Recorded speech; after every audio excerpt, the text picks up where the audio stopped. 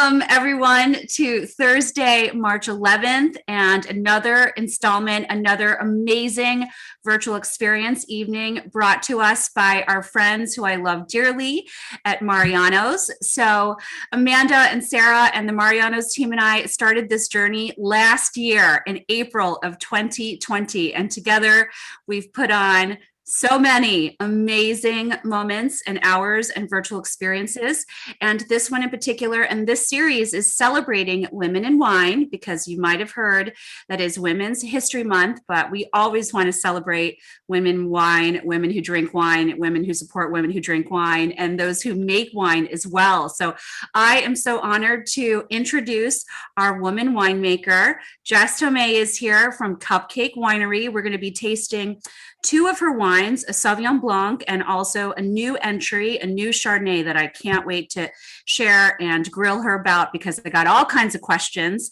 I don't know about you, but this is my very first time tasting these cupcake wines. I have this rule that I love to support wineries and taste wines from people who I know and who I'm friends with. And so just now we're friends. So I can these cupcake wines with abandon, but we gave some recommendations for soft cheeses. So if you have those, please dig in and have a wonderful evening with us. I guess this is the cocktail party that we have nowadays until things change, which hopefully is very soon. So Jess, why don't you just dive in? We want to hear everything. We want to hear how you got into winemaking. We want to hear about the Cupcake Winery and Wines. And maybe before we do that, should we raise a quick toast together? Definitely. What should we toast to? Here's to, let's see. It's been a year since the pandemic started. So let's hope this next year is much better. Cheers to that. Heading towards. Cheers.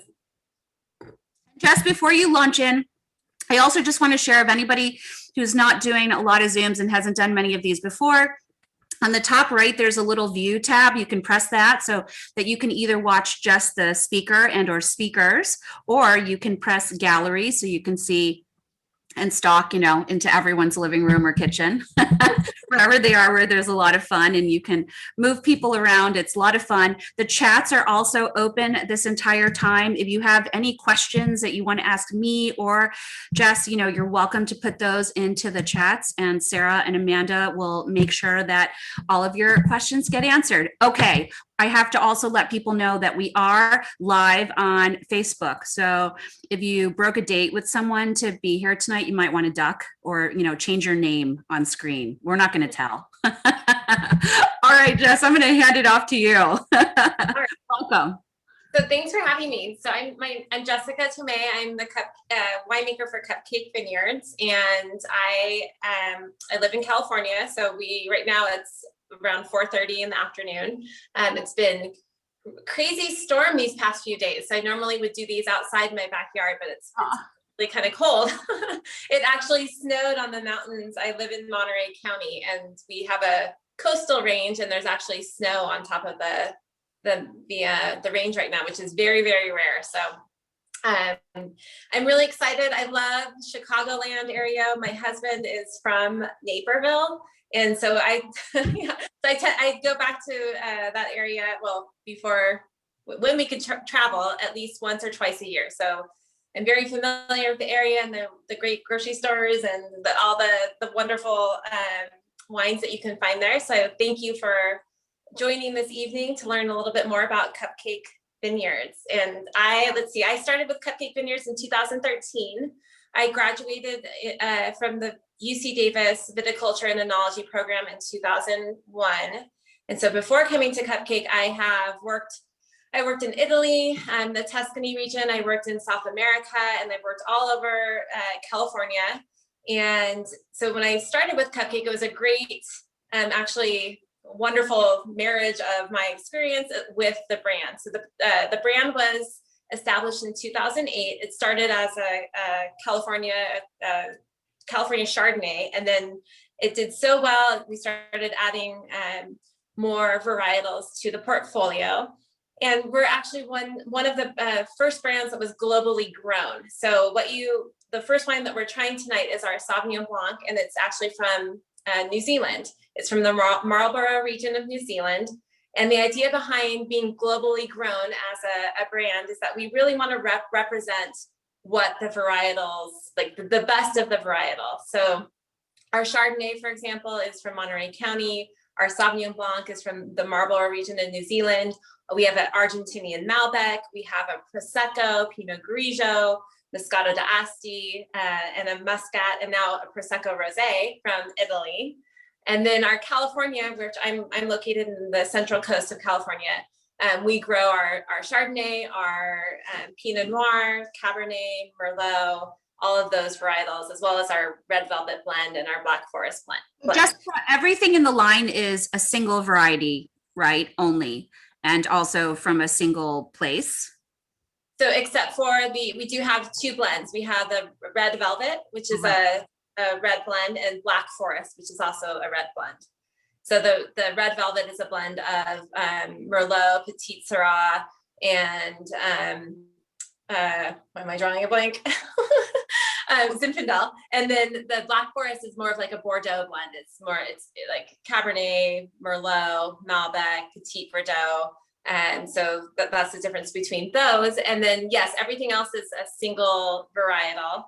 Our Prosecco, Prosecco, for example, is the Glera grape.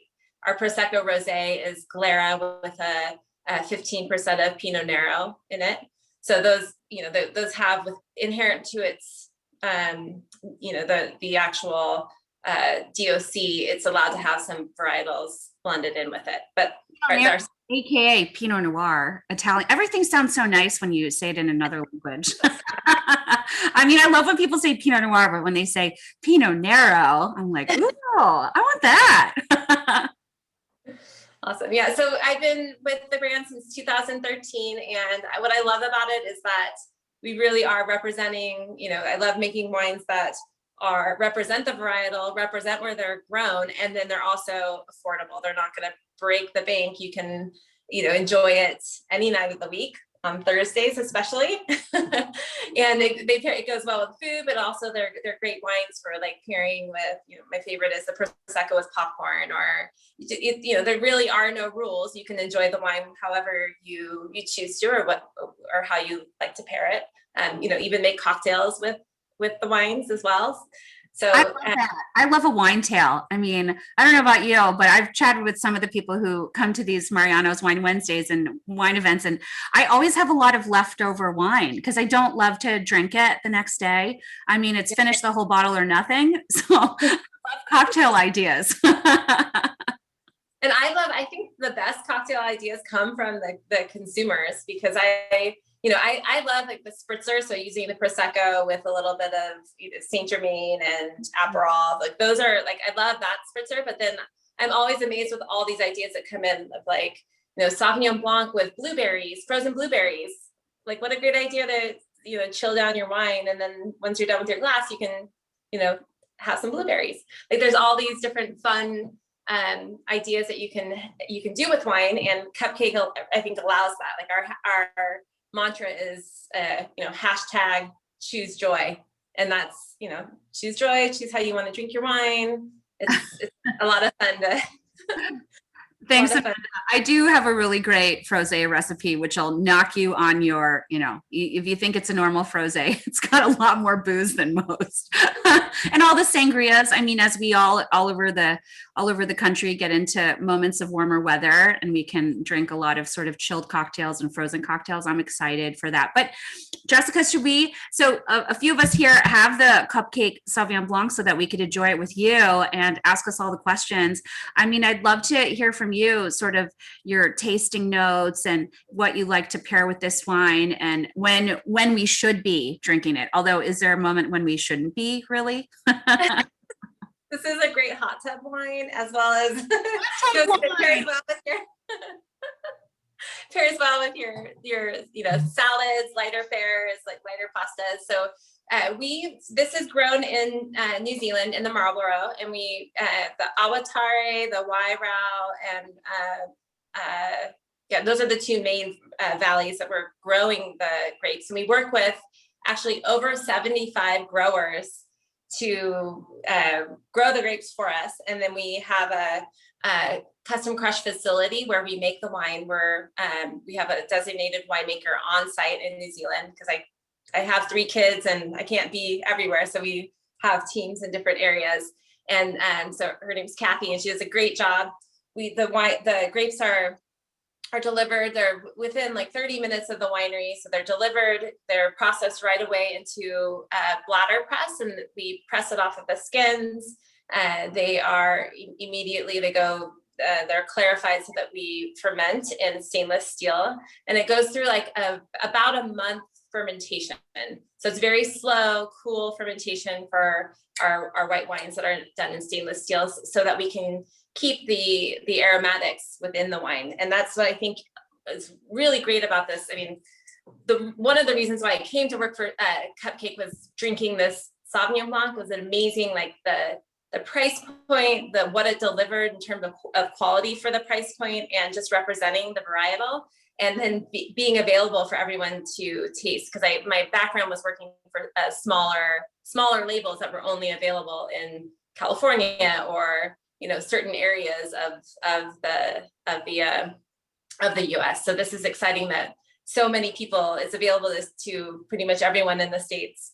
And it gives you a true expression of the grapes. I get a lot of lime, white nectarine. And this is our, do you guys all have the 2019 vintage? I do. Mm-hmm. Yeah, perfect. And so it's one of those wines that 2020 is soon to be bottled and it's very fresh, like 2021 right now. They're in starting harvest right now as we speak. And the Marlborough region is it's on the northern part of the southern island of New Zealand. And it's a very moderate climate. So the majority of what's grown there is Sauvignon Blanc, although they do grow, it's about 85% of what is grown there is Sauvignon Blanc, although they do have some Pinot Noir and some other varietals. And the reason it does so well there is that the mild climate, you don't get a lot of degree days, and Sauvignon Blanc does well in that it keeps, it'll ripen slowly. You pretty much harvest in New Zealand is about 3 weeks and then you're done.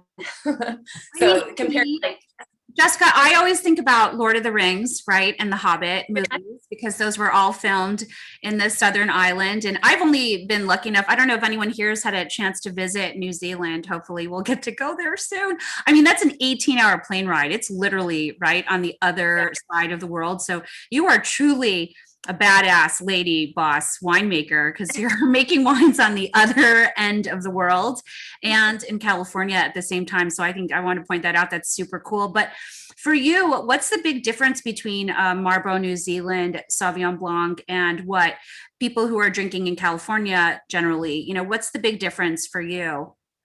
So the climate is a huge difference, the microclimate that you have in New Zealand compared to California, where California, it's warmer, depending on where you grow it, but it tends it's warmer and that ripening period is shorter.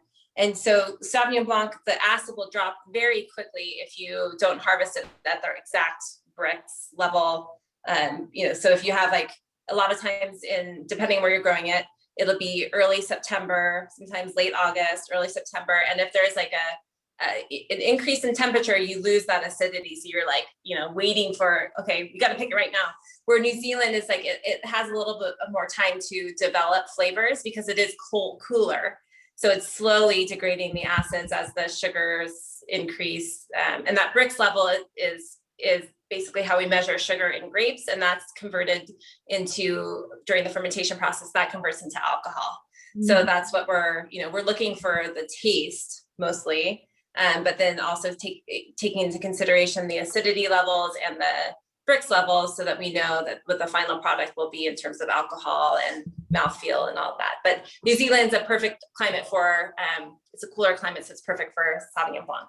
Is there anyone in the audience here, raise your hands if you would, where Sauvignon Blanc is your go-to? I mean, I see a lot of glasses of white wine out there. There are a couple.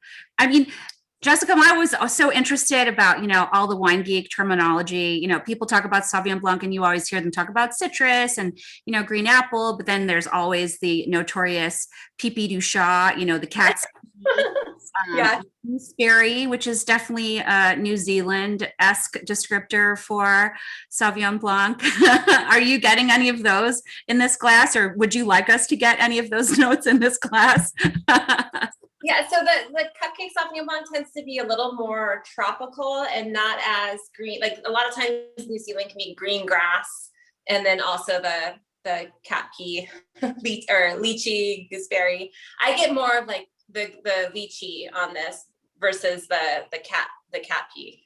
Yeah, and because that can be polarizing, and this wine has never really pulled out those super gooseberry notes, so that this is more of like not as polarizing, so it's in the middle, represents the varietal, but not, some people love that aroma and find it super interesting, and then others it's not as appealing, so we're kind of right in the middle. Very cool. Well, I see, Larry, are you the one who wrote us your question about serving temperature?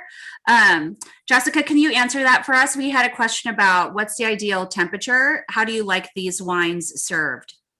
So I normally serve the Sauvignon Blanc like straight out of our refrigerator at that like refrigeration temperature, and then let it sit for maybe 10-15 minutes, and then I put it back in the refrigerator. So like keeping it in that cooler, I like to serve it cooler. I've never taken actual like a thermometer to take the temperature, but it's between, I think, 45 to 55 would be that range.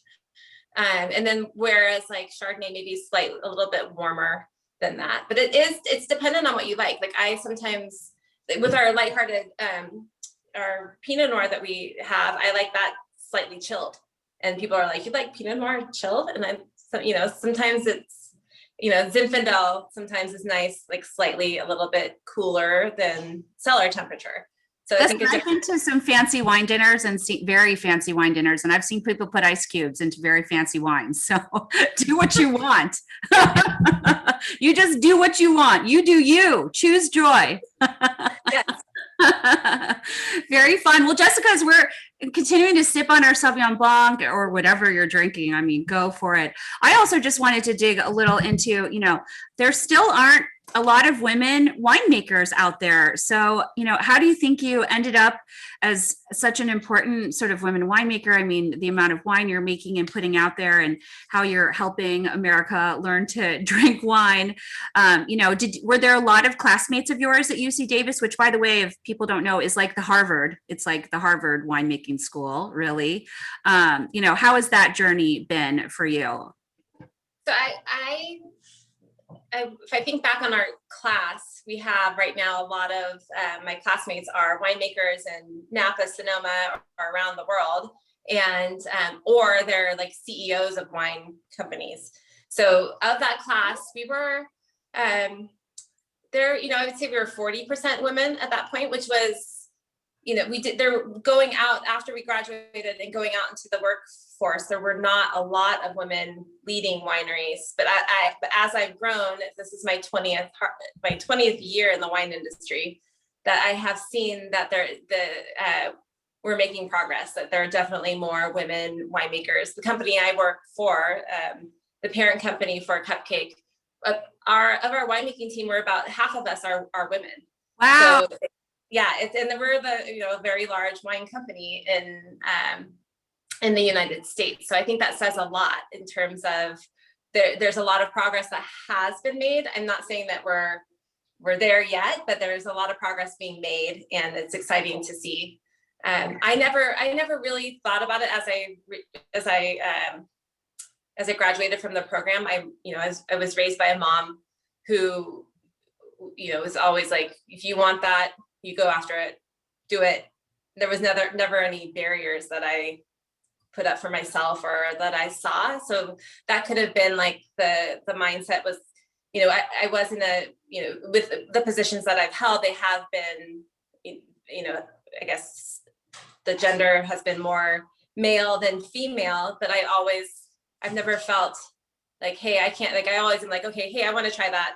I'm going to go out there and operate that pump, or I'm going to go out there and operate that crusher, or I want to, you know, to drive that tractor or that forklift or get my hands dirty. So I think it's just a matter of how you approach your job, but then also finding advocates within the industry that are also, you know, mentoring you and bringing you up, bringing you to be the best that you can be. You have to be not afraid to drive a tractor. I think some people don't realize how physical winemaking is, right? I always imagine you guys like shoveling the must out of tanks, and you know, like everybody I've met's got some stature. Small but powerful if they're small, but you know, right? Yeah, no need to go to the gym during harvest where you are walking at least, you know, we monitor our steps with our winemaking team on the coast, and it's always like 10 miles a day at least, just in the winery, going out and checking the tanks. And yeah, it's a lot of activity, and that doesn't include going to the the Fitbit's exploding. It's like, stop. Jessica, before we move on to the Chardonnay, which I'd love to do, we do have a question from Facebook. John is asking, how does the gray wake affect the New Zealand Sauvignon Blanc? The what? Gray wake? What does that mean? I don't know. John, if you're out there, if you can clarify for us, I think we'd love to answer. Does that have to do something to do with fires? I'm not sure. Cassie Sakai's here. She's a smarter sommelier than me. Maybe she knows. We'll Google it. We'll figure it out. Teach me. I'm not sure. I don't know what that means. I think it has to do with the soil, like sandstone. It looks like. Oh, okay. Oh, I don't know. okay. I just Googled it. Yeah, I mean, that's part of why we're growing in the there's different soil types, and the what, like there's heavier clay, or there's, you know, heavier sandier loams, and then in terms of the drainage, but yeah, I don't know in terms, I would have to like go visit our soil maps again to say and pick out the gray wake, but I'm interested now, so I'm gonna go. Yeah, we'll find out, John. Thank you, John, from Facebook. We can do a tasting of your samples that are grown on the gray wake soils. That would be fun. Another John also pointed out that there's so many killer women winemakers like Jessica out there, Heidi Barrett, Jenna Tristhethen. I mean, so many. Yeah, no, we love that. We love to see that. But we have a second wine that I'm also super excited to talk about because it's got a real interesting thing. It's called the Lighthearted. So this is the Cupcake Chardonnay, the newest member of the family, right, Jessica? Can you tell us about this one? This has been a highlight of my career. It's been so fun to work on this. So Lighthearted launched in 2020 during the pandemic and basically virtually, but it's a project that we've been working on for a couple of years in terms of, you know, I live a very active lifestyle. I have 3 kids. They're, you know, 15, 13, and 11. We are constantly on the go. I run, I do my Peloton. I used to teach aerobics. So I like health and fitness has always been a part of my life. And as a winemaker, you know, I'm not going to stop drinking wine. I'm always drinking wine. I enjoy drinking wine, but sometimes I'm looking for a wine that would complement a more active lifestyle. And that really is like looking at lower alcohol. And what was out on the market at the time, it was really intriguing, like the idea of the lower alcohol wines, but the taste wasn't exactly there. It wasn't a wine that would be like, okay, I want to go back and get that, like our Sauvignon Blanc. Like I want to have another glass of Sauvignon Blanc, and I'm going to go buy another bottle of the Sauvignon Blanc. So it was never something that it was intriguing enough to go purchase again. So my goal was, okay, I want to make something that's lower alcohol, but still delicious. It's not going to taste exactly like the full alcohol wines, just like, you know, light beer doesn't taste like normal beer, but it's still going to taste delicious. And it's going to be something that, you know, it's quaffable for whenever you feel like, you know, you can go to the beach or you can go to the pool during the day, and, you know, out on your porch, and you can have a glass or two and then still be super productive the next day, right? So that was the impetus behind it. And we came up with Lighthearted. So we have Chardonnay, a Pinot Grigio, a Rosé, a Pinot Noir, and a Sauvignon Blanc. With the Sauvignon Blanc just came out. They're all from California, and so tonight we're trying the Chardonnay. And the great thing about the Lighthearted is it's 8% alcohol. It's 80 calories a serving. It's less than 1 gram of sugar per 5-ounce serving. It's vegan friendly and gluten free. So it really fits into that hashtag BFY, better for you category. We're super excited because it's also tastes delicious. So we are making it similar to how we make our other cupcake wines as we start in the vineyard. And so if you, for winemaking and for grape growing, we're measuring the maturity of the grapes, measuring the sugar within the grapes, and that's bricks. And that, as I stated before, it ferments and directly converts into alcohol. So if you the higher bricks you have, the higher alcohol you're going to have. The lower bricks you have, the lower alcohol. So we're actually picking these grapes earlier in the season in areas that tend to have more flavor at those lower bricks levels. And so with the Chardonnay, we are growing it both on the coast as well as the Central Valley of California. And the Central Valley of California gets really warm, and the grapes tend to mature flavor wise earlier than they do on the coast with a lower acidity. So we're picking it earlier. We're fermenting it in stainless steel fermentation. This has half of it was aged on French oak, and it goes through malolactic fermentation, so similar to Chardonnay. And so you do get like that. I love the French oak moment because you're like, this is couture. Good expensive barrels. Can I interrupt for just a second, Jessica? We want to hear that for sure, but a couple questions came up. One, what makes a wine not vegan? I mean, I'm assuming like egg whites for fining and filtering and stuff like that. What else? Yeah, so there are fining products that are animal-based that winemakers can use, and they have used for centuries. So you can use milk, you can use egg, you can use fish bladders, isinglass. But we are not using any of those products. Gelatin is another one.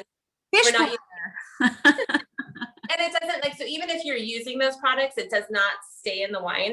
It's either decants out or you're filtering it out.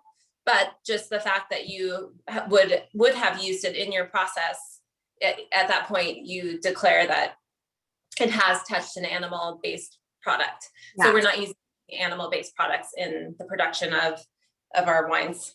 And then Jessica, Stan has a question. How does the new version, the new Lighthearted, compare to the 2019 Chardonnay, the one that was invented before? Yeah, so I think it's great because I love this question. It was the Chardonnay I was raised by a mom that drank a lot. She loves Chardonnay. So she was like, so I'm thinking in my mind, like, how am I going to make a Chardonnay that Chardonnay lovers love that has the lower alcohol? So I think we have now with Cupcake, we have our Monterey County Chardonnay under the Cupcake. We have Butterkiss Chardonnay under Cupcake, and then Cupcake Lighthearted Chardonnay. So the difference is the Monterey County Chardonnay is grown in Monterey County, and it's barrel fermented, and it goes 67% through malolactic fermentation. So you have a really nice, it shows the area where it was grown. It has beautiful lemon and apple and just a hint of toastiness to it. And and it's creamy, like a very nice creamy mouthfeel. And it represents the grape varietal. It has a higher acidity as well because Monterey County, we're a cooler coastal Pacific influence. So you have a really nice crisp mouthfeel as well, but it has a creaminess. And then the Butterkiss Chardonnay is like your Chardonnay on steroids. It's decadent. It is it's a mix between, we have California fruit as well as the coastal fruit from California. So you have a lot, the mouthfeel is very voluptuous. It's has a heavy dose of French oak on there. So you're getting toastiness, and then 100% ML. So the diacetyl, that buttery note, freshly drawn butter is like, it is super, so it's a super buttery Chardonnay. It's delicious. It's really yummy. And then the lighthearted is somewhere like, I think it represents, I love this because I think we're bringing in even non-Chardonnay drinkers to Chardonnay, because it shows that it really represents the varietal characteristics of Chardonnay without having a heavy oak or heavy ML influence. And it's on the lighter side. So still has a really nice mouthfeel. It has a little bit of the butter, like a hint of oak, but not over the top. And it's just it's delightful. It's nice. Like, it has a good acidity and just a little bit lighter version of a Chard. Yeah. So the whole, yeah, I mean, so it's maybe the difference between like a whole full-on cheesecake, like that Eli's original recipe cheesecake, which we love to get in Mariano's, versus like the vegan version, which is also delicious and is also made by a friend of ours with the Phoenix bean tofu product. We still love it, but it's like a little different. I love it. Exactly. I think this is great. I mean, it's great to have an alternative. I don't know about you, but I have a doctor that's always yelling at me about my sugar levels and also about trying to consume less sugar and maybe a little less alcohol. So at 8%, I mean, this is like half of a typical full-on Chardonnay, maybe from Napa Valley, and certainly half a normal full-on Zinfandel or Cabernet Sauvignon from California. And then I used to always tell, I worked for a big champagne company for a bit, and we used to always tell like the nutritionists and personal trainers that they should recommend champagne because, champagne is about 90 to 110 calories for a typical glass. So this is only 80. I mean, yeah. It's great. And that is a good point, because I think consumers maybe aren't aware, and I wasn't really aware before we started diving into this, because it's not something that you talk about with wine. You just have a glass of wine. You don't think about the calories or but the percent alcohol is, so it directly converts into that is the calories. So, the residual sugar level contributes a little bit, but when you change the alcohol level, that has a big shift in terms of the number of calories. So that's where the lower alcohol really is the lower calorie. And I can see that with champagne or Prosecco. Those are naturally lower alcohol because you're using similar, like Chardonnay, Pinot Noir, you can pick early and still have these delicious flavors. And which you do for champagne, you pick it earlier, so you have the higher TA levels. And that the lower Brix levels, when you're picking that, is lower alcohol. So I can see why they would recommend that. And is asking too, is this kind of philosophy or thought process true for Prosecco? I mean, I think most Proseccos that we have on the market have a little higher dosage and a little higher residual sugar, right? So they can be a little more caloric than like a Brut Nature champagne or a non-dosed champagne, right? True. Yeah. Mm-hmm. Well, this Chardonnay is fun. It's like fun, flirty. I love it. I think to answer the temperature question, I think mine's at 42 degrees and I like it right there. So fun. So, just to go back to sort of the business side of things and the Women's History Month celebration. So do you think that there are any sort of challenges right now for women in wine? I mean, obviously you have to be prepared for the physical side. Hopefully you had great support in coming up in your career. What else do women sort of need to overcome, and how can we help them as excellent consumers? Yeah, but I think that there still hasn't been, I think you still have not seen the move of women into the executive positions. It's just now starting to, we have a new CEO and she's a woman, so that we're just starting to see that, which is great. So I think really like including on your board or on your executive leadership level, including women is the next step for the wine industry and an important step. As well as a woman, I think that my position, I need to be mentoring and advocating for more women in the industry as well. And partly I do that just because I'm doing a really good job at my job, but also seeking out like those new graduates or new winemakers in the field, and really like, you know, offering advice. I wish I had more mentorship as I was coming up through the industry. So I want to provide that.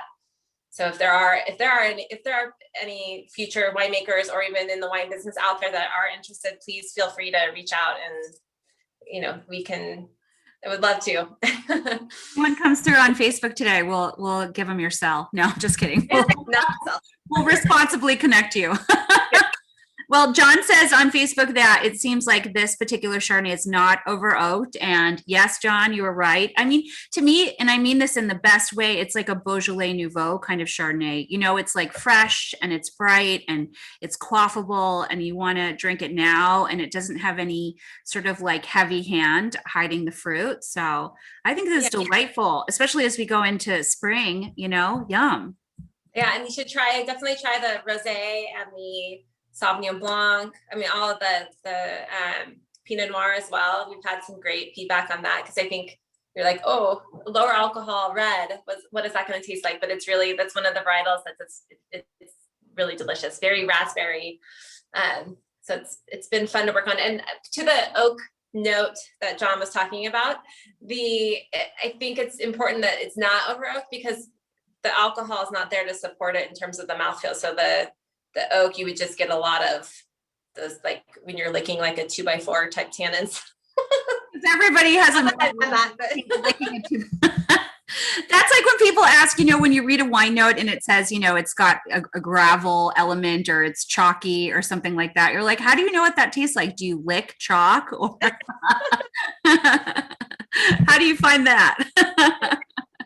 Wait, so Jessica, so you also, there's cans wines, which I want to talk about, because you know the boat folks love to drink their wine from cans, and I'm always so interested in that. But so for the lighthearted Pinot Noir and the other cuvées of the lighthearted, are they all at 80 calories per 5-ounce glass? Yes. So for all straight across the lineup, they're all 8% alcohol, 80 calories. Less than a gram of sugar per 5-ounce serving, and yeah, so across the board.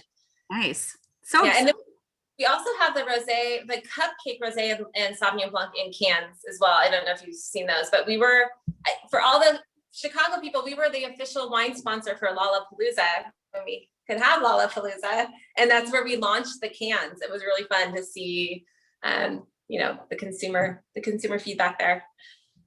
What are your feelings on cans? Should people be drinking them straight from the can? Should they be putting straws in? How does that all work? It's up to you. I still have a hard time just drinking it straight from the can with the full alcohol wines. I think the lower alcohol with like some of the bubbles, it's easier to drink it from the can. I definitely love the straws though, the paper straws, but then it makes you drink it a little bit faster because those paper straws, they start to dissolve. But then, you know, I think when I take the cans to the pool with the kids or to the beach, we have plastic little tumblers that we will pour the cans into the cups. But it's up to you guys. However you. Jess, thank you for that. So now I think we're moving into my favorite part, because I feel as if the question I get the most, and I'm sure you get this question quite a lot, is what am I supposed to eat with this?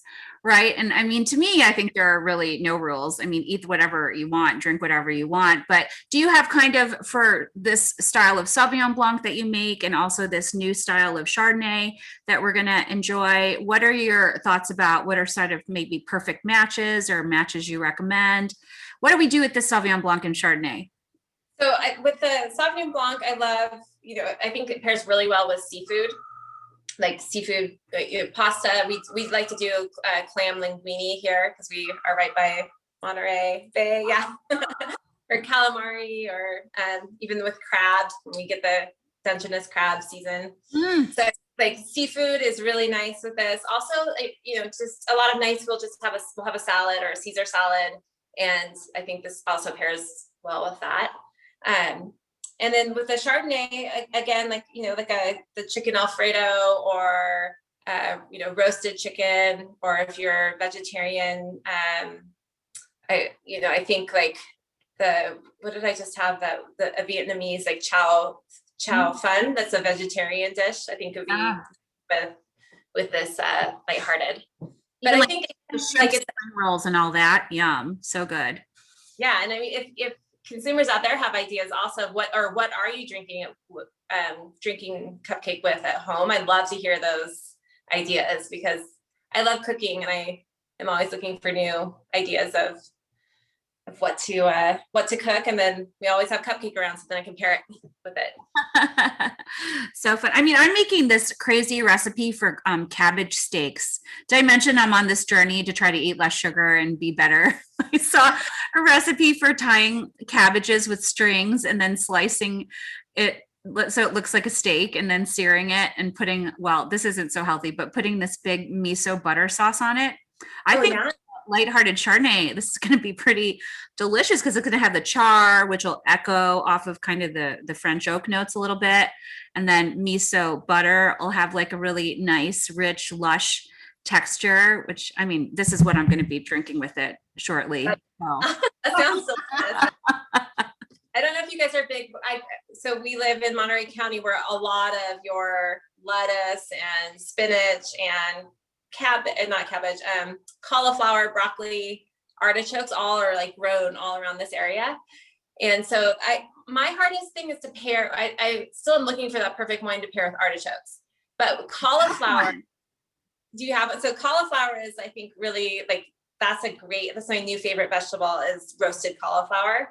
And I think with the lighthearted chard, that's delicious. Well, I think Jessica, because both these have really nice like fruit components and forward fruit and textures, I think that makes them a little more amenable to some of the vegetable matches that are sometimes really challenging, right? Like if you put a really flinty Sancerre with a salad, it can be tough, but yeah. You put this style of Sauvignon Blanc with some greens that are normally kind of challenging. This might work with an artichoke. I don't know, with enough butter, drowned in enough butter, that might do it.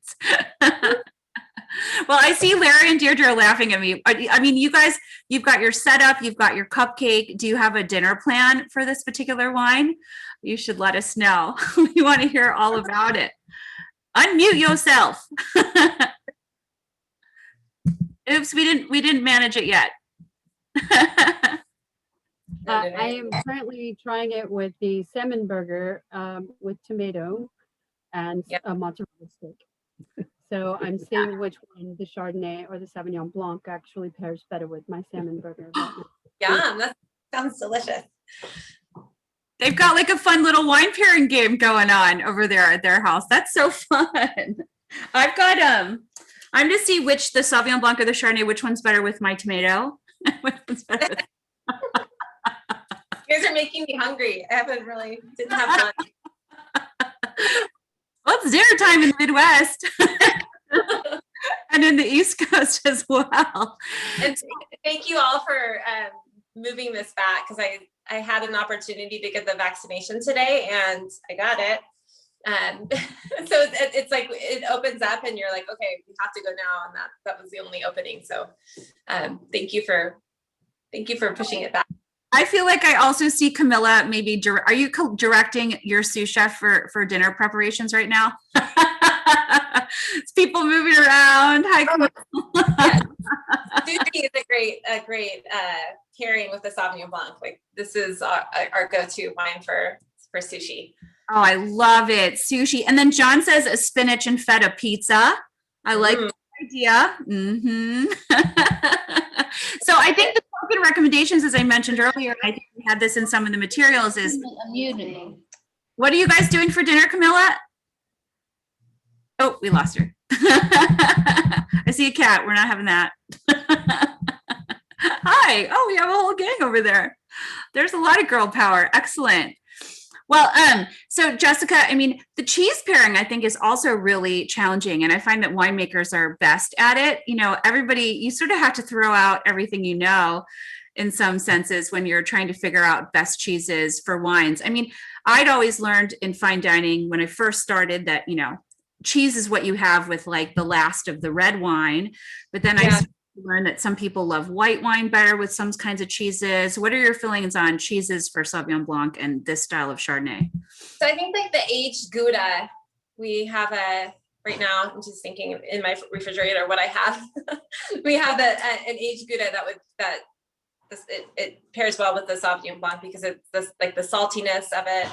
And I have a hard time with the softer cheeses with wines. I totally agree because they can have like a little bit of almost like an acidic end, and so pairing it with a more acidic wine is difficult. Yeah. But I think that one of the things is my husband is the somm in our house. I'm just the winemaker. Wow. I usually leave all the pairings up to him because I really I'm more of like the technical, chemist / vineyard person. So I'm always open to suggestions. Chemistry is maybe what's making wine at all levels around the world better and better, right? I mean, back in the day, if I were at, well, not Mariano's, but a different grocery store, and I was like looking at the bottom shelf, I'd be a little scared, But it seems to me everywhere I visited in the wine producing world these days, there's always an excellent lab, whether it's big or small. But do you think that that's kind of why quality overall is so great for wines at all levels these days? I mean, it has something to do with chemistry, right?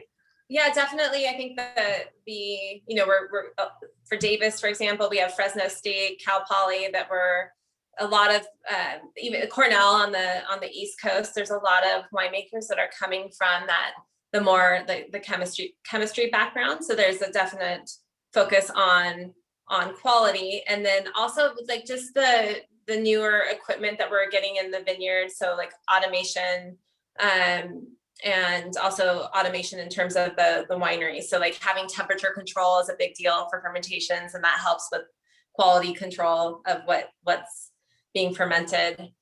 So I think that I think just the advances that have happened within the industry are helping to improve wine quality across the board. So make sure your kids are doing well in those science courses, because maybe they could become like a super woman winemaker. That's so fun. Well, we are, of course, open to any questions, anything you guys want to ask about Cupcake wines. I'm sure Jessica would be happy to answer wine in general questions. I'm always here for, meaning of life questions, although I don't think I'm very good at answering those, but I'm happy to give it a try. And then my mom is here too, so she'll be like, nope, she has no idea what she's talking about. But we're having so much fun. I mean, I brought to the table some cheddar cheese because I thought that would be interesting because of like the nutty, and this is an aged white Vermont cheddar that's also like a little creamy. And then since I'm trying to do, low carbs, I've got those, like crackers made out of almond flour, which I actually really love, these nut thins, which you guys have are so fun. And I'm having that bite with the Chardonnay, and I quite like it. I think it's just how, any of those cheeses that are really good with a sweet fruit or with, the really ripe grapes. I think that's kind of a nice match. So I think that maybe I'll save my cabbage steak for tomorrow and just have a little cheese and wine dinner. Yeah, we have a Monterey Jack that is from a local dairy in the area that would be really good with this, with a Chardonnay. Yum. Perfect. Well, we're having all kinds of fun. I mean, I don't know about you, but I got 3 bottles of wine open over here, and I'm by myself. Woohoo! Well, so, cheers, everyone. What's on the horizon then, Jessica? So you have this new project with the lighthearted sort of range, which is really fun. Are there any kind of new trends that you're seeing that you're excited about? I love what the seltzer world has done with waking up innovation in beverages in general. So I think that's really fun for me to be tasting all these different the wine seltzers that are coming out. For Cupcake in general, we're lighthearted is so new. We've been really focusing on that, and then look forward to some different some new varietals. So the Sauvignon Blanc that's going to be coming out now, that's launched at the very end of last year. So it's the 2020 vintage. and just in sustainability. So the larger parent group that for Cupcake, all of our vineyards are now certified sustainable, which I think is awesome as a leader in the industry. So that I like seeing that trend as well. Yeah, it's important. Yeah, lots of stuff to look forward to. Yeah. Well, on that note, we do have a question about those natural disasters that a lot of people were talking about in California for a long time, the fires. Did you have any effects from those? I actually had to evacuate the fire. There was a fire that right over just a mile away from us. So we had to evacuate for a week because we weren't sure if it was going to come over. So there was some damage, but we have vineyards throughout California. So it really was like the vineyards that were super close to fresh smoke. There was some damage, but then others we're still like looking at if the taint is there or not. It's very tricky. It's but I think we fared well compared to some other it was one of those moments where the wine industry comes together, and friends that I had in college that are now winemakers at bigger companies, we all were sharing information. And so where we normally are competing in the market, we're sharing information to figure this out, because it's going to be, hopefully it's not next year, but it's definitely going to be an issue going forward in both California, Oregon, Washington, Australia, Chile.